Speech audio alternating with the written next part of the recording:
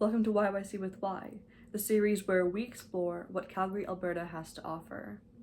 Today, we're going to be talking about one of Calgary's most famous, or infamous, pieces of public art, Traveling Light, aka the Giant Blue Ring. For all of you who don't know, Traveling Light is a 17-meter tall, freestanding steel hoop that's located on 96th Ave Northeast, near the Airport Trail and Deerfoot Trail interchange.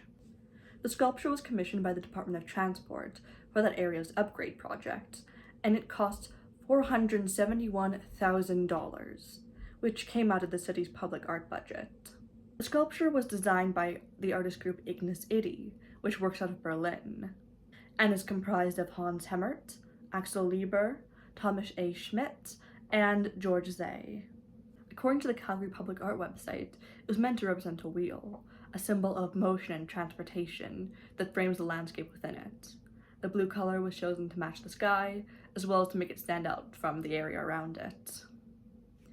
The ring has become somewhat of a meme in Calgary due to its nearly unilateral unappeal. It features on the logo of Calgary's Reddit board, and even the logo of this series. Usually I can find one or two people to defend even the most unpopular of arts, but I have never met anyone who lives in this city who has had anything good to say about this blue monstrosity.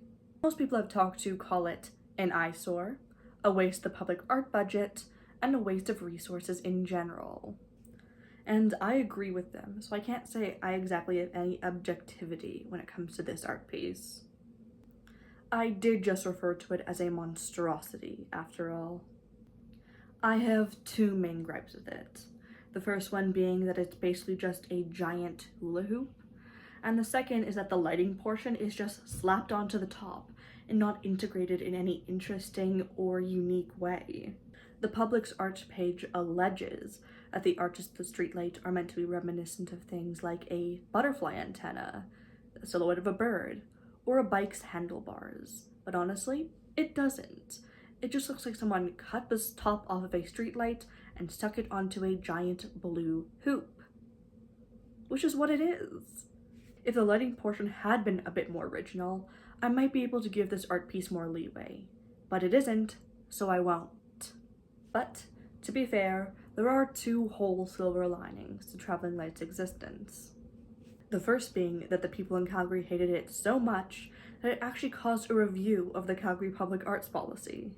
This led to mandates that added two community members. The Public Arts Panel actually required artists to engage with the public when creating public art and put a cap on how much of the budget could be spent on a single art piece. Public art, whether good or bad, should provoke discussion, and further discussion this art piece certainly did provoke. The second silver lining is more personal, and that is, without this art piece, I might have never made this series. This series was born out of my hatred for the hoop, because I found that the only piece of art in Calgary that anyone ever seemed to talk about, or sometimes even know about, was that awful, awful hoop. It didn't seem fair that a single bad piece of art would ruin the name of the art fund, when there are so many good pieces of art that came out of it as well. So, I made this series to showcase the different parts of Calgary that I love, and hopefully get people interested in checking them out or researching them for themselves.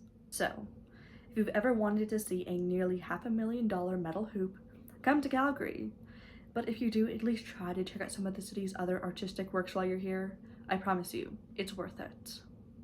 And if that doesn't appeal to you, try to check out some of the public pieces of art in your own area and share their story with others that you know. Thank you for watching this video, and hope you'll see me later.